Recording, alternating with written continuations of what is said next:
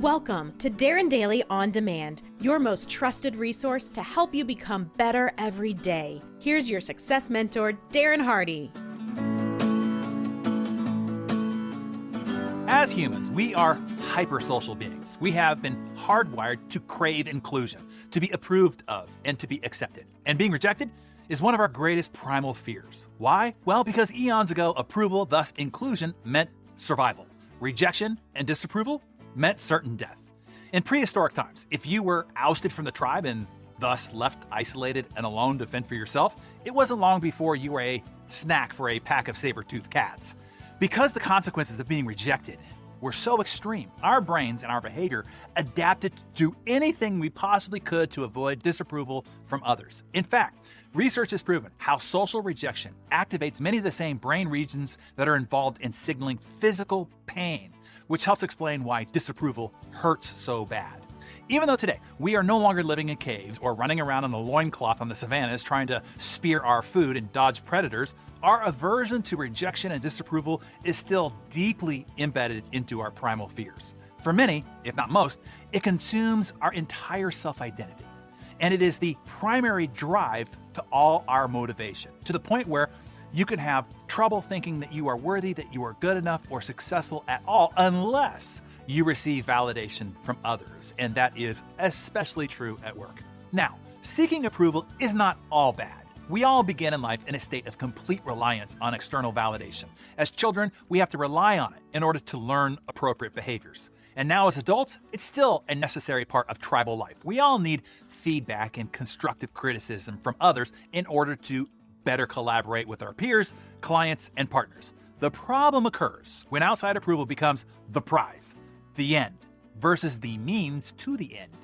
Approval and disapproval should be seen as the process by which you better yourself as you progress towards your self-defined prize. So, how do you know if you suffer approval whores? I'll walk you through 9 of these approval whores, and I want you to assess for yourself and have you decide. Okay, and don't worry if you are horrified by what you discover.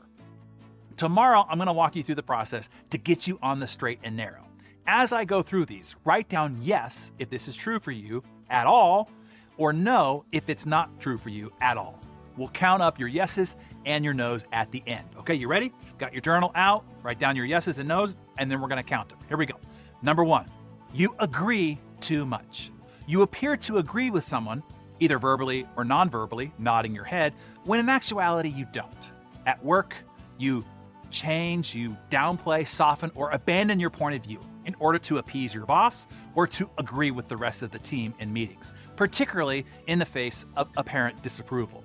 Oh, and you take disagreement personally. When somebody disagrees with something that you've said or done, you take it as a personal slight and feel upset or even insulted.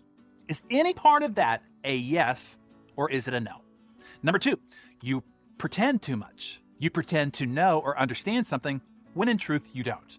You know that awkward moment when somebody assumes that you know something or have a particular skill, and instead of confessing the truth, you just go along or fake it for fear of being judged negatively and losing their approval? Even worse, you feel the urge to tell tales or exaggerate your status to make yourself look smarter, better, or more important. Or even, you might fabricate or exaggerate life circumstances in order to gain sympathy or to impress somebody else. Is any part of that a yes or is it a no? Number 3, you say yes too much. Are you a serial overcommitter? Do you say yes to tasks, to meetings, and plans when your instinctive response, your preferred response, is a no? You say yes so that you don't displease others and can maintain their approval. And if you occasionally do say no, do you feel guilty about setting boundaries with others? Is that a yes or is it a no? By the way, failing to draw a line in the sand with a no only reinforces your lack of self-identity and even causes others to think less of you. Number 4, you seek compliments too much. Do you fish for compliments or praise? Are you disappointed when nobody notices your haircut or your new handbag or the idea that you presented in the meeting or the contribution that you made to the project? Are you unnerved if others are praised or acknowledged in a memo, in a presentation, or in a meeting, but you seem to be overlooked? Is any of that a yes or no? Number 5, You say sorry too much. Do you feel the need to apologize even when there has been no disapproval? No matter what has happened and whether or not you had any hand in it, and even if no word of blame has been voiced, the needy approval seeker will always be the first to apologize. Is that a yes or is that a no? Number 6, you tolerate disrespect too much. You fail to speak up if you've been treated unfairly by a coworker, client, or boss. You don't speak up if you've received unsatisfactory service or goods from others. How many times have you moaned and groaned about the food or service in a restaurant? But then when the waiter or manager inquires if everything's okay, you simply nod your head in agreement and say that everything is fine. This is out of fear of displeasing another and then being disapproved of. Instead, you self-sacrifice and suffer in silence, only reinforcing a lack of self-worth, suggesting that you're not entitled to the best of anything, even though you're paying for it. Is that a yes or a no? Number 7, you compare yourself too much. You're constantly comparing yourself to others and feeling a chronic sense of lack because of it. You have to think about this one. Is that a yes or is that a no? And number 8, you gossip too much. You attempt to gain attention, connection, or acceptance through gossip. Sharing gossip is a shallow and frantic attempt to impress others, to reclaim the center of attention, and to gain approval. It is a temporary bolster to low self-esteem.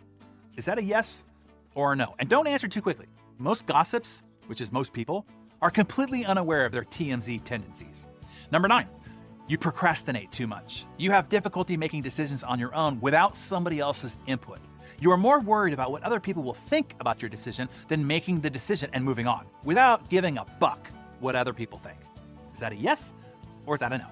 By the way, in extreme, this is a form of DPD, dependent personality disorder, and it will not only keep you stuck, it will also cause you to miss out on so many opportunities in life. So how did you score? How many of the 9 did you confess to saying yes to? Seeking approval can become an addiction, and the more approval you get, the more hungry for it you will become. Once you are aware of what it is that you're doing and why, then you can begin to eradicate this primal compulsion. And tomorrow, I will show you how. There's 9 steps. Be sure you come back for that.